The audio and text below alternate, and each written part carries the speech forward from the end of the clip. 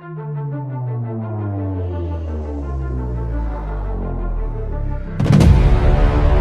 late na ako magbibigay ng reaction para dito sa nangyaring interim release na hiningi o hinihiling ng dating Pangulong, Rodrigo Roa Duterte. Saturday na sa inyo, sa amin Friday pa lang, 9:18 here in the evening ng Friday. Kahit late, mas maganda na ang late kaysa sa wala, 'di ba? Sabi nga, better late than never. So magbibigay po ako ng sarili kong opinion, reaction kung bakit hindi nag-appear si PRRD sa kanyang interim release na hiniling kanina. Virtual man o physical, hindi siya nag-appear. Naramdaman nating lahat. Lahat tayo ay nag-aabang, okay? So ako kanina around 10:30 dito sa oras namin, 5:30 sa Pilipinas, nasa dentist ako kasi meron akong nireklamo na talagang masakit na pinastahan nila nung isang araw. Habang hindi ako tinatawag pa ng aking doktor o ng dentista, nandun ako sa waiting area at nakantabay din ako dito sa pagbabasa ng mga desisyon sa hiniling ni PRRD na interim release. So, nalungkot ako. Sobra akong kinurot, sobra akong nalungkot, nasaktan, halos umiyak doon sa waiting area ng dental clinic kasi narinig ko lahat na unanimous decision na hindi nga napagbigyan ng ating Pangulong Rodrigo Duterte sa kanyang mga hinihiling na interim release. So, para akong binuhusan ng malamig na tubig dahil siyempre nag-expect nag-expect tayong lahat ng mga naniniwala sa kanilang leadership na makakalabas pansamantala ang Pangulong Rodrigo Duterte. Pero naninimbang din as well habang di pa dumarating yung oras ng pagbabasa ng request o yung motion ni PRRD, naninimbang din ako kasi natandaan ko nung ipinasok si PRRD sa Hague o dinala o kinidnap papuntang Hague, talagang sinabi na ng isa sa mga anak ni senyora na inaalagaan ko na once na ilagay na yan dito sa Europe, di na talaga yan makakalabas. Hangga't hindi natatapos yung kanyang trial, kahit pa may edad siya, hindi talaga yan makakalabas. Sabi nung anak ng alaga ko matanda, na muntik pa nga kami mag-away kasi hindi ko matanggap yung kanyang mga sinabi na once na ilagay na yan hanggang diyan na lang daw yan magtapos ng kanyang buhay, lalo pa't matanda. Yung talaga sinabi at nakipag-away talaga ako na no, no, no, no. Hindi ako naniniwala na hindi siya makakalabas. Pero eto na nga, dumating na yung kinatatakutang araw nating lahat na mga sumusuporta sa kanila sa mga Duterte leadership na hindi nga talaga napagbigyan. Pero hindi ito yung huling araw para tumigil tayo sa pagdarasal, tumigil tayo na hindi rin ito yung araw para wag tayo maniwala na hindi na siya makakalabas. Bagkus kailangan nating pagtibayin yung ating mga prayers at yung ating pagsuporta para lalong ma-inspired yung kampo ni PRRD, lalo na yung kanilang pamilya, na wag sumuko at tuloy ang laban. Tuloy ang laban dahil alam natin na ito ay lahat pansamantala lamang. Lahat ng nangyayari ay may hangganan. So dito po tayo sa reaction ko, no, at saka sa opinion ko kung bakit hindi nag-appear.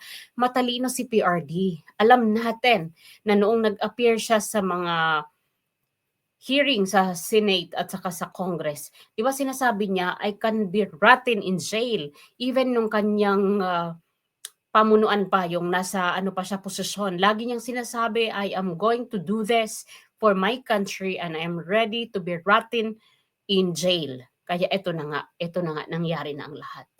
At ang ano lang dito natin, nakakalungkot sa parte ng ating gobyerno dahil meron naman tayong mga gumaganang batas, meron tayong mga nirerespetong mga huwes, meron tayong tinatanaw na mataas na mga at makapangyarihang mga judges sa ating bansa. Pero bakit kailangan doon pa itapon ang Pangulong Rodrigo Roa Duterte? At ito isa sa mga reaksyon na shiner ni Sas Rogando Sasot ay itong kay Attorney Guanzon reaction. So basahin po natin sa inyo, baka ang iba sa inyo ay hindi pa nakapagbasa nitong post ni Miss Sasot Rogando tungkol kay Attorney Guanzon response dito sa statement ni PRRD. So ang statement ni PRRD, as of today yata ito, sabi niya, I am here because I did things for my country and I do not regret going after criminals and going after people dealing an illegal drugs for my country. So ito po ay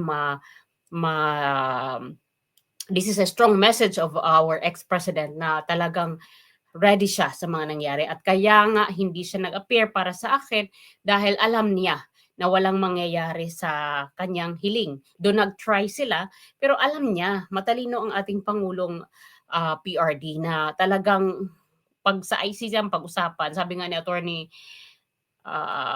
Libayan, bulok, bulok at saka si Attorney Toto Kausing, lagi nilang inaano na ang bias yang ICC na yan. So dito tayo, basahin natin, baka sa inyo hindi pa nyo nababasa itong statement ni Attorney Rowena Gonzon. This is 5 hours ago. Sabi dito, hindi ako pabor sa ilang bahagi ng war on drugs mo at alam ng lahat yon. Pero noong subukan kong mag-ikot sa ibaba, kausap ang mga ordinaryong tao, ramdam nila ang kaibahan, lalo na ang kapanatagan na mamuhay ng maayos ng panahon mo dahil sabi nila, bumalik na naman ang criminals na walang kinatatakutan. Ang nag-aabutan na naman ng droga kahit tanghaling tapat ngayon. Hindi maiintindihan ng elitista ang mga tao na may kasamang adik. At sa bahay o kapitbahay, lalo na kapag nagbebenta ng mga maski electric fan, sinusuntok ang nanay o asawa para lang maibigay ang pera pambili ng pulburon. Manggahasa o bigla na lang mananaksak nang makita na wala ng katinuan ang utak dahil sa pulburon. Ang tagal kong tinimbang ito dahil malungkot ako para sa mga inosenteng nadamay na kinamatayan ng mga pangyayari pero hindi ko pwedeng ipikit ang mata ko at takpan ang tainga ko sa mga istorya na narinig ko sa palengke, public transport, barbershop, at kung saan-saan pa. Ang sa akin lang dito ka sana nakulong sa atin dahil sabi ni BBM sa mga fugitive abroad, na working naman ang legal system natin. Kaya umuwi sila at harapin ang kanilang kaso. Nakita ng administrasyon na ito na malaking tinik nila si Digong dahil tinatamaan sa tuwing binabanatan niya ang kalabisan ng gobyerno. Marami pa ring tagasunod, lalo na sa Mindanao. Imbis na paghilo matapos ang resulta ay may nagkawatak-watak tayong lahat. True.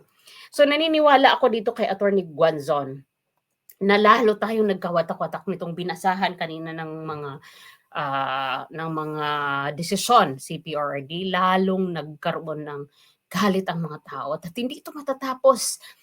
Ito na naman, may rally na naman tayo nitong linggo, Sunday, dyan sa inyo, Saturday sa amin. Dagdag puot, dagdag kirot, dagdag galit na naman ito sa gobyerno dahil dito sa desisyon na binasa kanina ng ICC judge. So ngayon guys, balik tayo dun sa aking opinion. Sabi ko nga, matalino si PRD. Hindi niya talagang ginusto na mag-appear sa kanyang interim release kanina na hiniling. Dahil ako naisip ko ayaw niya masaktan ang kanyang mga supporters na makikita kung gaano siya kapayat, gaano siya physically down, yung kanyang maaaring yung kanyang hindi natin matanggap yung kanyang physical aspect na na hindi na alam natin na bago ipasok itinutulak na ng kanyang mga security ng mga closed-in bodyguard dahil hindi na nga siya makagalaw mag-isa, hindi na makaakyat ng eroplano mag-isa, hindi makababa mag-isa, ditungkod pa. So, mas pinili, para sa akin, this is my opinion, mas pinili siguro ni PRD na lang na wag na siyang magpakita para lalong hindi madurog ang puso ng mga taong naniniwala pa rin sa kanilang leadership. Pangalawa, ayaw siguro niya na isa pa siyang makaabala sa mga nagtatrabaho, lalo na mga OFW na minahal siya ng gusto. Siyempre, pag nakita ng mga OFW na nagmamahal sa kanya at naniniwala dahil doon sa kanyang pagtulong sa aming mga OFW na mabigyan ng mataas na dangal noong panahon niya, siguro ayaw ni PRD na makita siya ng iba't ibang OFW na sumusuporta sa kanya na makakaabala siya dahil siyempre kaming mga OFW, even ako, sabi ko nasa dentista ako kanina, habang hindi ako tinatawag ng dentista ko, nakaantabay ako sa aking cellphone at talagang parang tinusok-tusok yung puso ko ng karayom dahil nakita ko yung reaction ng mga tao na nandoon na nag-iyakan sila. So ayaw siguro ni PRRD na gano'n na maabala tayo sa pagtatrabaho, na baka hindi tayo makapag-focus sa ating mga work dahil nga masasaktan tayo sa result at nangyari nga. Nangyari nga. And nung sinabi niya noon sa eroplano nung nanghingi siya ng kanin 'di ba at saka Coke na zero, sabi niya wala bang rice, 'di ba binigay sa kanya ng mga yung sumama sa kanya sa pagkidnap ay pasta, 'di ba, pasta. Sabi niya wala bang kanin at saka Coke. Siguro, naisip ko, yun na yung sinabi niya, na this will be a long journey. Mahahabang pag-uusig ito kaya hindi ni PRD, sinipot kanina yung kanyang pagbasa ng desisyon sa kanya bagkus siya ay nag-waive at ang nag-represent sa kanya ay ang kanyang lawyer. So yun po, alam ni PRD. Alam niya na hindi basta-basta makakalabas sa ICC. At kahit ako man, nasasaktan ako kasi noong kinidnap pa lang siya nung March, sinabi na noon nitong nitong alaga kong matanda, isa sa mga anak niya ay nagsabi na once na ilagay na yan dito, never na yan makakalabas. Kahit ano pang gawin ninyo, hindi na yan makakalabas. Nagkasagutan pa kami noon kasi nasaktan ako. Pero ito na nga, nangyari na nga, hindi na nga nakalabas. Pero again, hindi ito yung katapusan ng buhay. Kailangan natin magtuloy-tuloy sa ating mga ginagawang pagsuporta. Hindi po natin iiwanan ang pamilya. Hindi man tayo makadalo sa mga rally na kanilang mga inilulunsad. Ang prayers natin is more than rally. The faith that we have to our God, that one day God will permit him to go out from that detention. It will happen. It will happen.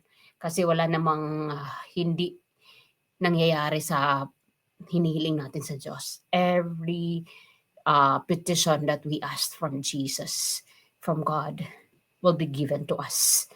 Wala pang nabigo sa atin, I know. Meron man matagal minsan yung mga hiling natin, pero sinasagot at sinasagot niya tayo. Kaya tuloy ang ating laban.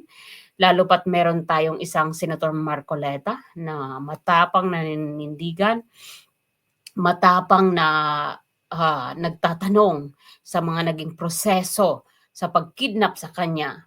Nakita natin kung gaano siya mag-project sa kanyang mga question. Nakita natin kung gaano niya talagang straight to the point na tinatanong yung mga group effort na nag-surrender kay PRD sa Hague.